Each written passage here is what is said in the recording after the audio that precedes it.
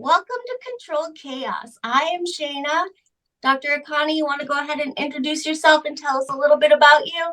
Yes. So, hello. Thank you for having me. My name is Dr. Akanni. I am a physical therapist and a fitness nutrition coach. I help busy professional women drop 2, 3 dress sizes without wasted time or confusion and ultimately improve their energy. I've been doing this for almost a decade now. I've been in the game for a while and I've seen the transition. And when I first started, I was in person. Now I'm fully remote online. And the goal it's a new year. So the goal is to help 3,000 women this year ultimately change their lives. Yeah, everyone has their external goals, but I really focus on like the internal. How do you feel about yourself? What does your markers look like, your lab values? What does your health actually look like? So that's who I am. I love it. So, one thing that I think has been a question is where did you get this, the why for wanting to work with women so Yeah. closely? So for me, in the beginning, I was working with both men and women. And then Mhm. over time, like for some reason, men never gravitated towards me. And I had a bunch of female clients, was hearing the same problems, going through the same things. So I just dialed in and I wanted to focus. I was going to work with those who needed the most help. And it just resonated easiest because I grew up with all women. There's me, I have my 2 little brothers, but I have all my cousins are women. It was me and my mother. And I've seen some of the health struggles that they've gone through, whether it's obesity, diabetes, high blood pressure, et cetera. And seeing their struggles, it kind of hit home for me.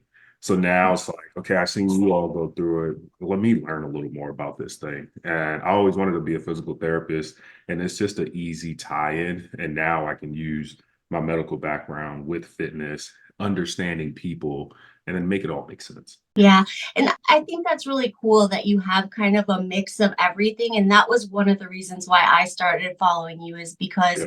I think there's like a good mix of, yeah, you need to work out. Yes, you need to eat right, but also you need to change the things that are going through your head or the things that you really believe, right? So, can you tell us a little bit about how that kind of factors in? When it comes to like changing your mindset, it goes back to the first question that you asked me, like, what is the why? Because Right. I see it all the time. If someone has a goal of, let's say, in a couple months, you're going on vacation and you want to look good for vacation, you'll get in shape. You'll figure it out. You'll all of a sudden go on a diet. You're all of a sudden going to the gym because you want to get in shape. But when we don't have a target, that's why I tell people give yourself a target, figure out what the underlying why is. For some, it could be just, I want to feel better about myself. Like when I go in the closet, I hate all my options. It's not because I don't have good options, it's because I don't like how I look in those options. Okay, that's your why. Now let's start working towards that. And the tangible things is pick one piece of clothing. When I wore this in January, I hated it. It's March, starting to fit a little better, starting to feel a little better. I'm feeling better. So everyone needs to figure out their why. Once you figure out the why, the motivation, all of that stuff comes. But I think a lot of us just hop in and it's just external and it's just a number that we're chasing. And it's when in most cases it's deeper than that. Yeah, and that's totally true. So one thing that I know is that it used to be like you would always hear like don't lift weights and blah blah blah because you're going to be bulky and look kind of like manly-ish and whatever. But recently you hear a lot about like lifting weights more for women and things like that. Yeah. How does that help you in the weight loss but also just like looking better? Like why do they recommend it now? So every decade, especially when it comes to women, every decade you all lose a certain percentage of muscle mass. On top of Mhm. that, your bone density decreases with age. So exercise and lifting weights, et cetera, specifically lifting weights, helps to combat that. Because one thing, your muscle density gets better. You're laying down bone, if you want to put it that way, with exercise. So it's increasing your bone density. You're getting more muscle mass, and once you start adding and eating protein and all that, so it overall helps you combat some of the things that come with age. So that's one of the benefits. Other than that, like you're stronger because you ever see our older generation how they're frail and hunched over. Get Mhm. to combat that because gravity will take a toll, life will take a toll. But as we're stronger, we're working on our posture, our body's more capable of dealing with the things that come as we age. Yeah, that's definitely one thing I've noticed working. I work in a nursing home currently as a CNA, and it's like I used to when I was younger work in a nursing home, and now I'm like, gosh, I feel so much less strong than I was when I was younger. And Yeah. you would think that you get like stronger as you get older, but no, I think that I've lost that because of not really like working out or doing things like that. So it is something you start to think about as you get older, right? Yeah, and people don't realize, like going back to, okay, yes, we have the external goal, but something as simple as when you're 60, are you able to get on the ground and get back up? Because there's your balance. Like when I was in the clinic, you have patients who had a fall and couldn't get back up. And they have Mhm. a higher mortality rate as you age because hip replacements, the ones who fall and break their hip, those are serious things. So you want to make sure, okay, if I have a fall when I'm 60, let's say I just trip or something, am I able to get myself back up? Can I get on the ground and play with my grandkids? Can I sit in a chair and stand up without having to use my hands? Little Yeah. things that we often overlook, but right now we're young. We feel we're fine. We can do those things fairly easy. As the years start to pack on, can we still do that? Because those are indicators, your walking speed, stuff like that are indicators for diseases. They're indicators for how healthy you are. Yep. And I definitely see that because my dad is like 70 and he will like literally get on his bike and ride it backwards with my kids and have all kinds of fun, probably like run circles around me. Yeah. And then some of the people that I work in the nursing home with are like his age and not able to like bathe themselves or do anything for themselves. So it is, definitely how you take care of yourself. That's huge. Yeah. Because we're all going to age. It's just how do you want to age? Do you want to have this easier life where I'm still able to do for myself? I'm still able to move and walk and feel okay. Or I need a lot of assistance because I don't have the energy or the strength to do it anymore. And it gets harder as you get older. So it's rather get started now. It's different to say, I've been working out for a decade and I'm just maintaining versus I'm 60 and now I'm starting. It's going to be a lot harder to get started. Yeah, definitely. So I work with a lot of people in sobriety recovery, as you know. And one of the big things that I hear people go through when they're getting sober is like loss of energy, motivation, and then like getting outside, working out, doing those things seem like a lot harder. So I hear you talk a lot about things that can help you to gain more energy. What Mhm. are those things? Yeah. Well, one, it sounds counterproductive, but exercise will help you gain more energy. And why, if I use this example, let's say right now, sitting here, your heart rate is in the 90s. Just sitting here resting. Your resting heart rate is in the 90s. Your body's using about 100 calories of energy. When you go exercise, your heart rate gets to the 160 and you burn 300 to 400 calories of energy. Now, Right. your body gets used to working that hard. Now, when we're doing regular things like just sitting, it requires less energy. Your heart rate is better. Your heart is pumping better. Your blood flow is better. So it's requiring less energy to do the simple task. So ultimately, you have more energy because your body, imagine you just went to the gym and you squatted your body weight and you're Mhm. feeling amazing and how much energy that takes, how you feel doing that. When you're sitting in a chair, it's gonna feel like nothing. I just squatted me. I feel perfectly fine. So that's one way. With movement, it helps to increase your energy. Another thing, really taking hold of your nutrition and seeing calories wise first. Am I getting the adequate amount of calories to sustain? There's something called a BMR, which is your basal metabolic rate, which is how much calories your body needs just to sustain its own energy without any extra movement, sustain organ function, etc. Am I at least hitting that number? Because if I am, okay, I'm giving my body its basic needs when it comes to a number. Then we go into the quality of, okay, am I adding oats, oatmeals, berries, bananas, energy boosting foods, quinoa? Am I adding those things to my diet to help from a nutrition standpoint boost my energy as well? And then sleep, water, hydration are things we often overlook. Right. And one thing I heard you talk about too, which I thought was cool because a lot of times when we're tired or we're like low energy or whatever, we'll like stay in bed. And I think I heard you say, like, if you make sure that you're really only in bed when it's time to go to sleep, then you're more likely to sleep well and be less tired too. Hey. Yeah. If we're looking at someone's like circadian rhythms, sleep wake cycles, your body needs a moment to wind down then it needs a moment to rise up. That's why if you ever wake up and you feel okay, but you're used to, you hit the snooze button, you go back to sleep, you wake up and you feel more tired because you've inhibited your body's rise cycle.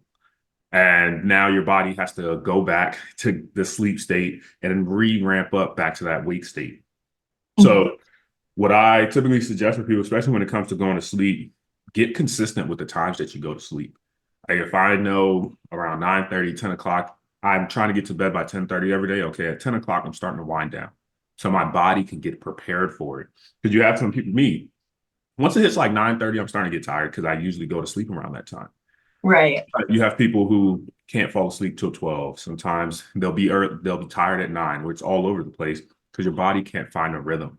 So now your sleep wake cycle is thrown off. It's hard for your body to get into rhythm.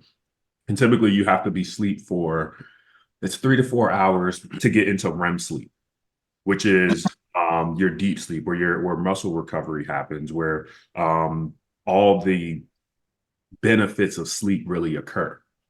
But a lot of us don't get into that, especially if you have an irregular sleep pattern. So that's why you can wake up feeling more tired. How I look at it is the bed is only for sleeping and whatever else your spouse may be doing. So that's how I go about it. And then when we're not in bed, that way when your body gets in, it's like, oh, I know I'm about to go to sleep. So if you're doing those things like eating right, sleeping when it's time to sleep, and exercising, you should feel more motivation throughout the day. I would say you should feel better and more energetic. The motivation, for me, like motivation comes in doing the thing. Because if you're waiting for the motivation I think we're confusing inspiration with motivation. You can be inspired to do something, but you still Right. have to go do it. And then in the doing, you'll be more motivated because maybe you start to see more results, or you're starting to learn more about yourself in the process.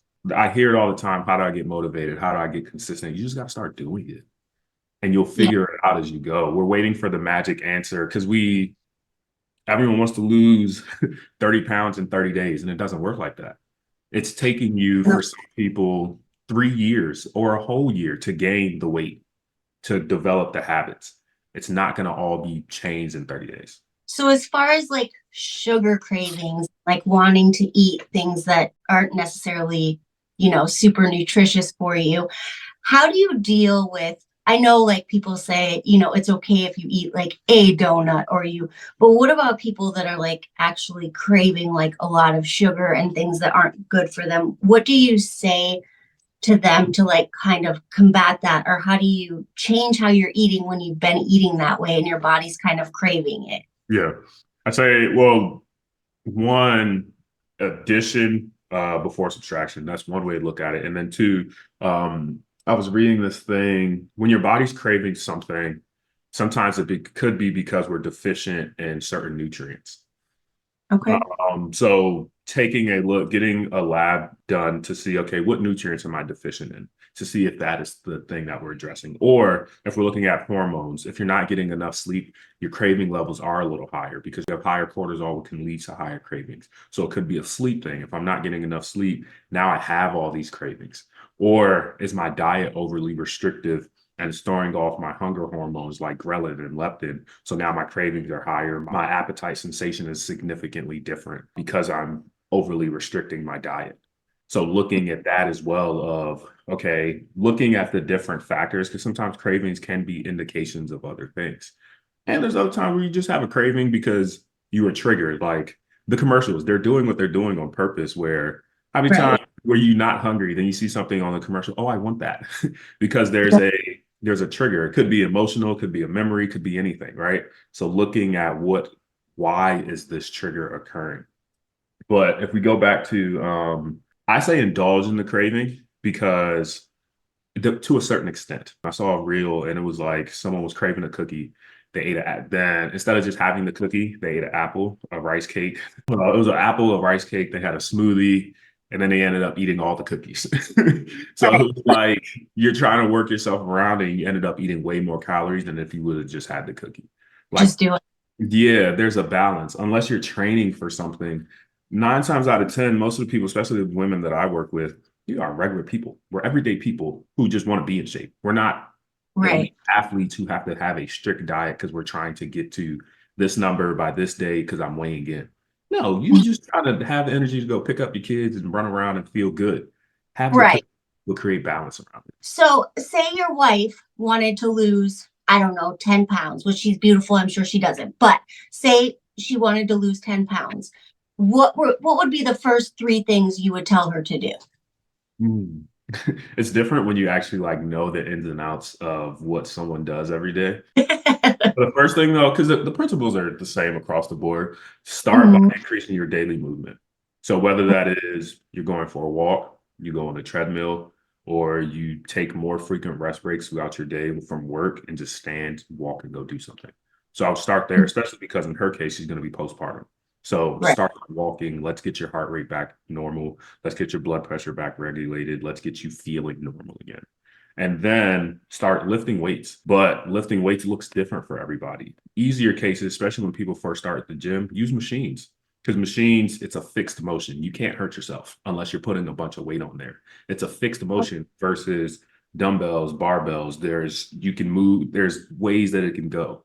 So I would tell her to start there next. I would say go in there, pick 4 to 5 different body parts. So I always tell people if you're going to go to the gym and you're not ready to purchase a program or get a coach or anything, fine. When you go to the gym Monday, do all the muscles in the front of your body. Find the machines that work for that. Wednesday, all the muscles in the back of your body. Friday, all the muscles that you missed that you didn't hit yet. Or if you want to do glutes again, by all means, go do glutes again. And there's your workout plan in the beginning because it'll get you in the ropes. You'll start feeling different. And then when it's time for you to get a coach so you can get more structured, that's where they come in. So that would be the second thing. Then the third thing, oh, this is what I was saying earlier, addition before subtraction. So it can be overwhelming to go in and say, okay, I got to cut out my carbs. I got to cut out my sugar. I got to cut out, well, when it's easier to say, okay, this is my diet. I'm going to add more vegetables to lunch. This week, my focus, add vegetables to lunch. Next week, do the exact same thing. Okay, now before you know it, eating vegetables at lunch is a habit. It's normal now. All right, now I'm going to stack something else on top of that. I'm going to not have sugar on Tuesday, extra sugar on Tuesdays. So now we're just habit stacking. And before you know it, you're pushing out the things that you would have tried to force out in the beginning, now starting to feel more natural to not do those things because you feel different, you're looking different, and you want to help your progress. And that was something I really liked that you talked about is like, even when you do add in changes, kind of adding them in slowly so that you're not, trying to keep up with something that you're not going to do, like just not eating sugar on Tuesday or Yeah. whatever. I thought that was cool because that's like a really small change that seems more doable than like all week or whatever. It seems like a lot. You got to find a way to decrease the resistance because when you tell somebody to exercise, they're going to tell you all the excuses why they can't exercise. Okay, let's figure out what can we do. You like listening to podcasts. Cool. When you listen to your podcast, go for a walk. Now you're doing something you enjoy while doing something you don't enjoy, and it will feel less. There'll be less resistance there. There's other things like trying to figure out, I'm going to make a post soon talking about time, where everyone always says we don't have enough time. But if you really look at it, there's 168 hours in a week. Once you break down all the stuff and factor in, there's still like around 15 hours that we just have that we do nothing with. We can spare. Scroll on Instagram. Yeah, we can spare 7 out of those 15 to do something that helps with our health. It's just when you break it down for people to see, dang, this is actually where all my time is going, it makes a difference. This is how you know that I don't work out ever, is you said, do all the muscles in the front of your body and then in the back. And I was like, what is in the front and the back? I always think of it like your arms, your legs, your butt. I don't know. That's it. Yeah. See, there's you can look at it that way. I look at it as feeling because I can say go work on your arms, but then people get in their head of, okay, what part of my arm? What should I be doing? Should I do this part of my arm or this part of my arm? So I try to make it simple and feeling of, okay, if I'm working on all the muscles in the front of my body, at least I know when I do an exercise, I should feel it in the front. So bicep curls, okay, I feel it here. I'm doing something for my legs. I feel it in the front of my thigh. Oh, my abs, I feel it there, my chest. So that's the way I look at it of pointing them to a feeling rather than like muscles. Okay, so I know one thing that we talked about before was kind of like when you're not feeling so great about things or you're feeling like depressed, anxious, whatever. What are ways that you feel like you bring yourself up when you're feeling that way? Because I know it's something that you've kind of struggled with. So I just go to the gym, honestly. That's like for me, yes, I love the aspect of like getting in shape, feeling good, looking good, etc. But the gym for me is an escape. Because I used to play basketball. Mhm. And when you play basketball, you can't have your phone in your hand because you can't play basketball and have your phone in your hand. You Right. zone out. When you're in those lines, like athletes say it all the time, when you get in the lines, nothing else matters at that point because you're focused on the task and it gives your brain a moment to kind of like decompress from everything, kind of forget for a moment, and you got to dive into the thing. It's the same thing with fitness.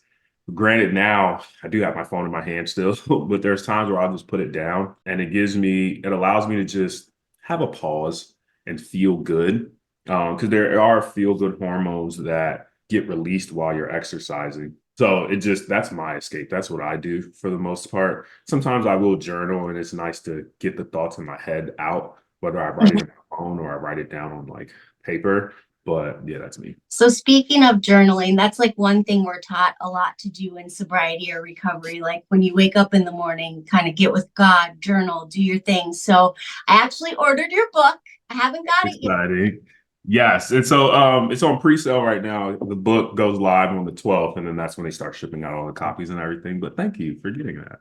Yay. So speaking of your book, it has some journaling and stuff in there. Tell us about it. What is it? Because kind of connecting all that stuff together seems like a really cool like way to go about things for me. So Yeah, that's not it. Not just because it was I appreciate love that. it.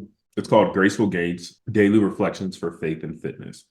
My focus on Instagram, I do focus a lot on the fitness aspect of what are the exercises you're supposed to be doing, how to habit stack, etc. But in the book, there's one thing to say I have this goal and not really track how we're going about it. When it comes to the exercise piece, you're going to get tired of flipping through and doing the reflections at the end of each week and saying, wow, I've done nothing this week. Another week, I've done nothing. So the goal of the book when it comes to the fitness side is to really to get you to start prioritizing yourself. In the beginning of the book, I give you some questions to ask your doctor. That way we know from a health standpoint, how am I doing? What is my cholesterol levels like? What does my A1C look like? So having the questions that you can ask your doctor, and then I tell you why these questions are important. That way going in, you're more armed and you can have better conversations with your doctor. So we're Right. focusing from a health standpoint, making sure we're checking the box there. Fitness, making sure we're doing something to get Yeah. there.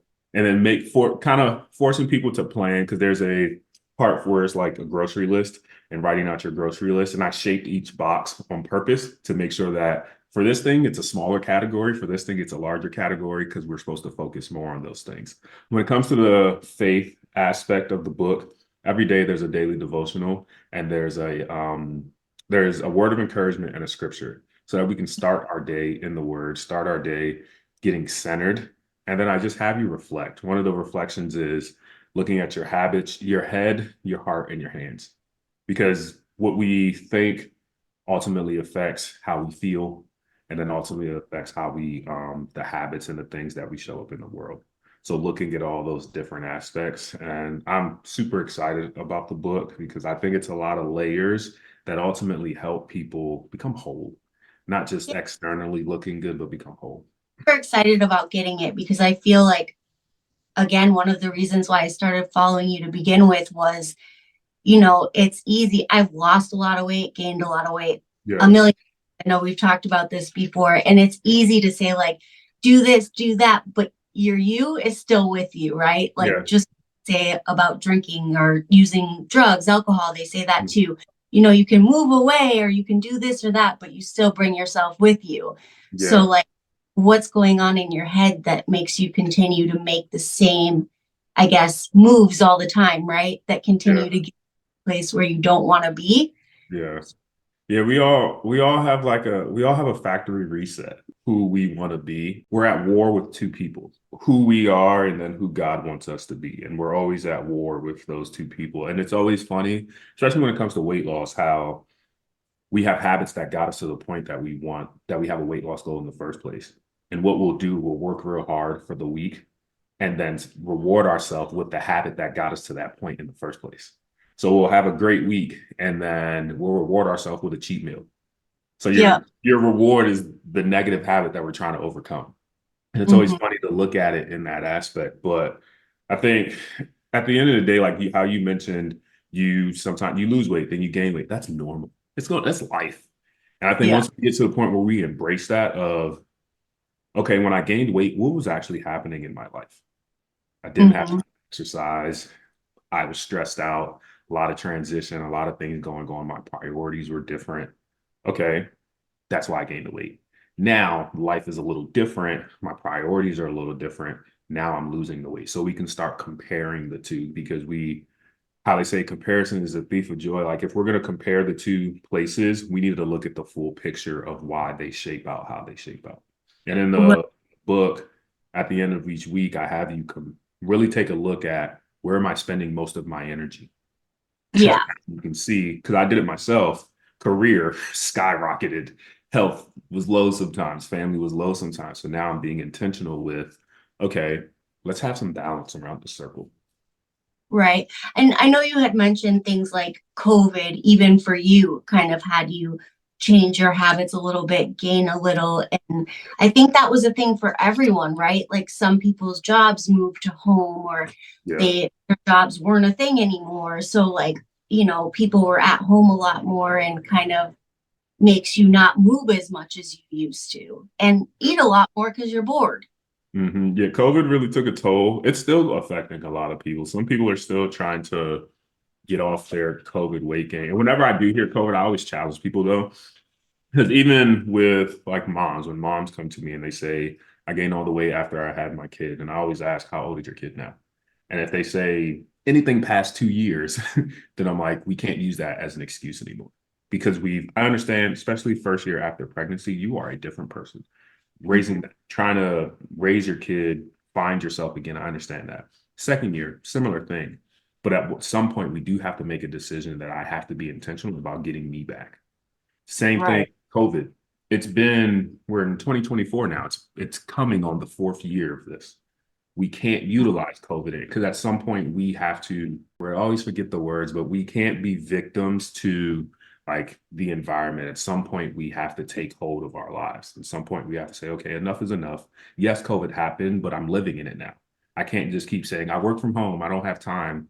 You had the time. If anything, we should have more time now Right. because the commute time is taken away. So you have more time now. So the 30 minutes that it used to take to get to work, to go to work, get back, get dressed to go to work, because I know we're in our pajamas. So now you have about an hour. Use that hour for yourself, but we may not look at it that way. Yeah. And I mean, that's really true. I think sometimes we can't always change our environment or like what we're going through or whatever. So you kind of do have to like get up and choose to do something different, which isn't always the easiest option. But Yeah. if you want something different, you kind of got to do it, right? My Yeah. mom always tell me what like insanity is doing the same thing over and over again and expecting Exactly. results. And I used to get so mad. Yeah. So that was over drinking and using, but I used to be like, you think I like doing this? And she's, well, you like something about it Yeah. because you keep doing it, right? Hmm. Okay. But now it actually makes a lot of sense because it is after a while that you're making a choice, even if you don't want to look at that, right? Mhm. And yeah, when we talk about like changing our environment, I think everyone always looks at just the physical, but Mhm. sometimes it's like, where do you spend your time? I was talking to a friend about this. For me, when it came to business, I was a physical therapist. I still am, but I was in the clinic. Everyone in the clinic is talking about clinic related things of, yeah, I want to become a clinic director and I want to grow in the company. I didn't want to do none of that.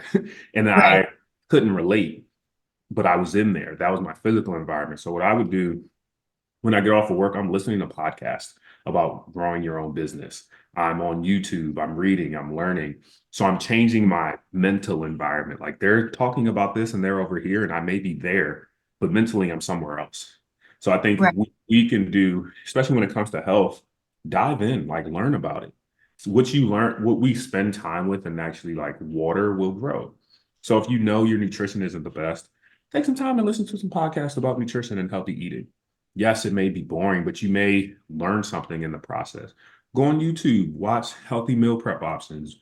Take 5 minutes every day and learn something new about health because it'll make you ultimately healthier. Changing that environment and the things that you're seeing, especially because if you're going on, you calling your girls, you're not talking about that stuff. You're talking about brunch and all the other things that aren't necessarily conducive to our health.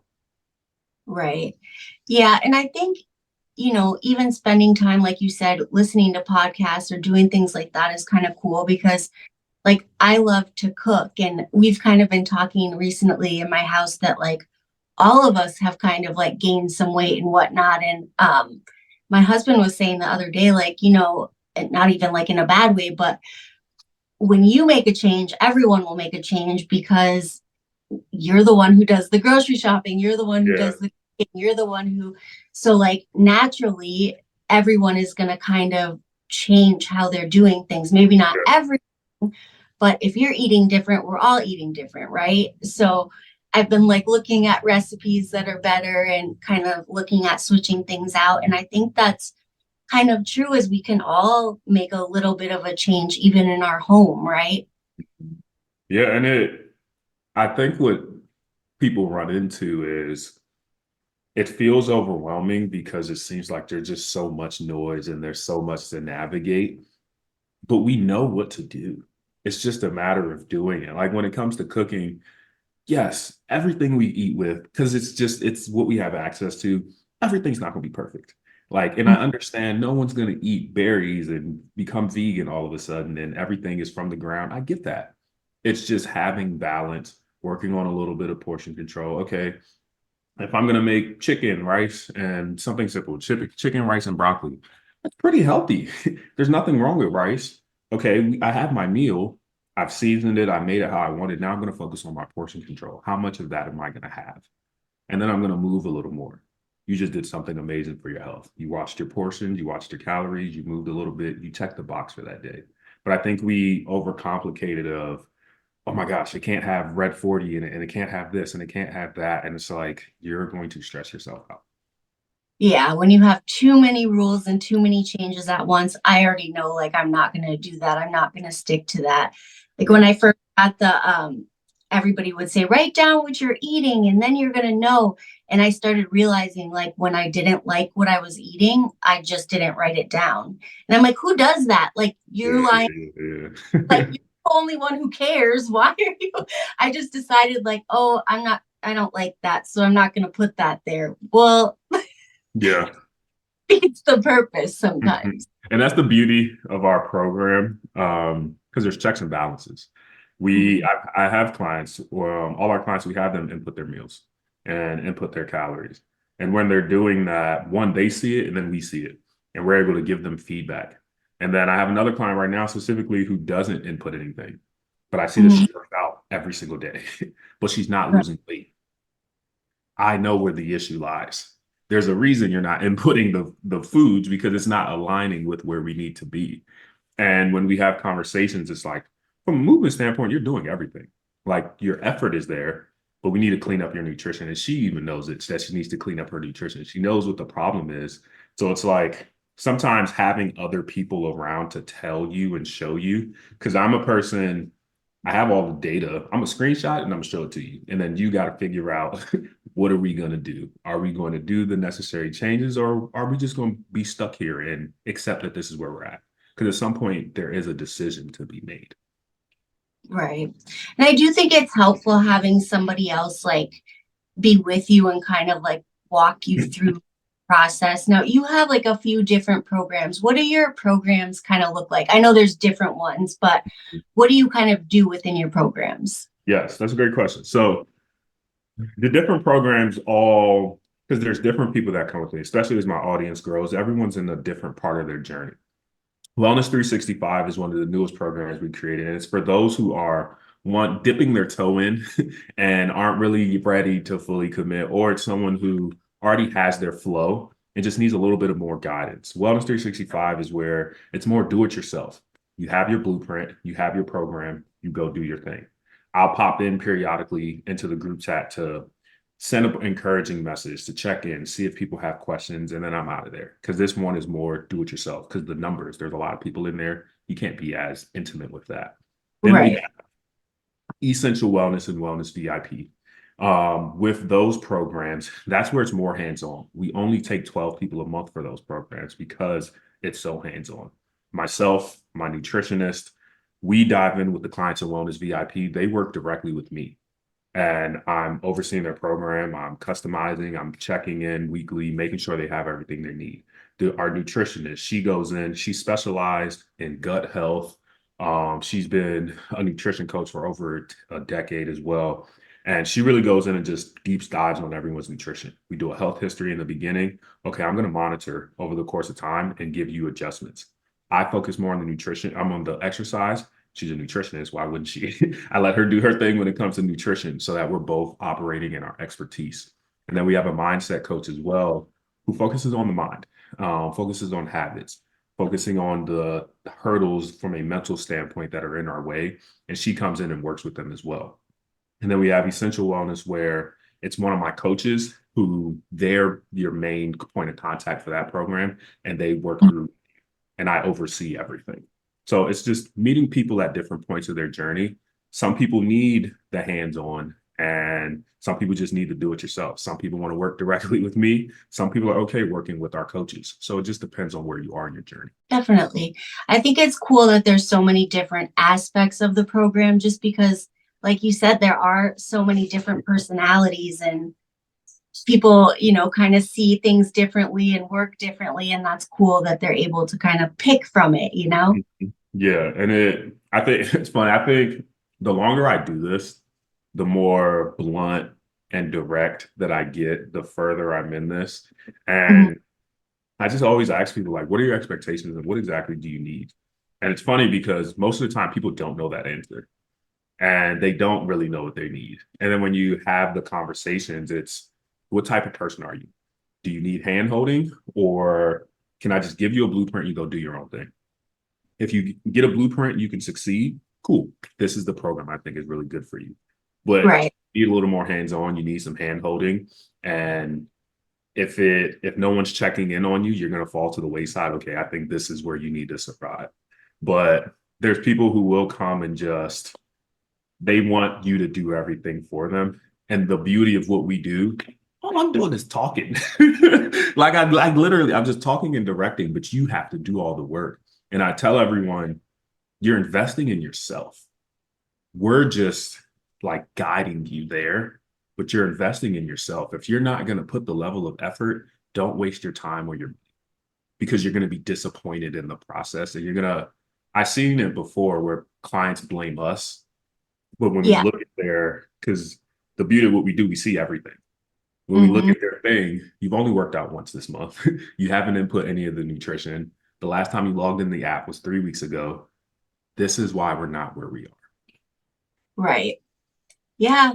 And that's kind of hard to look at from I guess from your own standpoint, right? Because it's like you don't want to say that you're not doing the work, but then Yeah. again, you may not be doing the work, right? Yeah. And it's the same with like business because I'm in my fourth business coaching program and they're all the same of they're going to give you the thing. But I think we all want these quick fixes, like osmosis. As soon as I get in, it's all going to start clicking. It's like, no, you have to do the work. Like the last business coaching program I was in, the first one, it was 6 months and I really didn't get nowhere, but I did all the Mhm. work, but I didn't see the result. And at that point, most people get discouraged and they stop. But I was like, I'm going to keep trying and keep doing.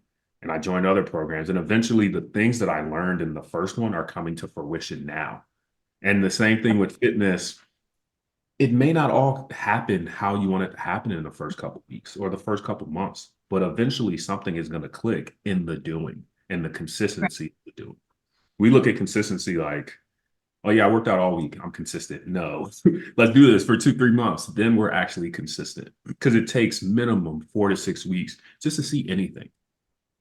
Yeah, and I think you bring up a good point there because even, I went to rehab a few times and at first me or even my kids, right? They're like, well, if you just kept drinking or kept using after that, that was just a waste or whatever. But eventually I did get sober and get my life together. And I started to realize like every time that was like a seed planted, right? And it may not have changed exactly then, but it Yeah. started to change my mind about myself, how I felt about myself and how I felt about life, right? So I took a little bit with me each time. And Mhm. even you mentioned business coaching. I just hired a business coach, so we're going to be starting next month. So I'm super excited.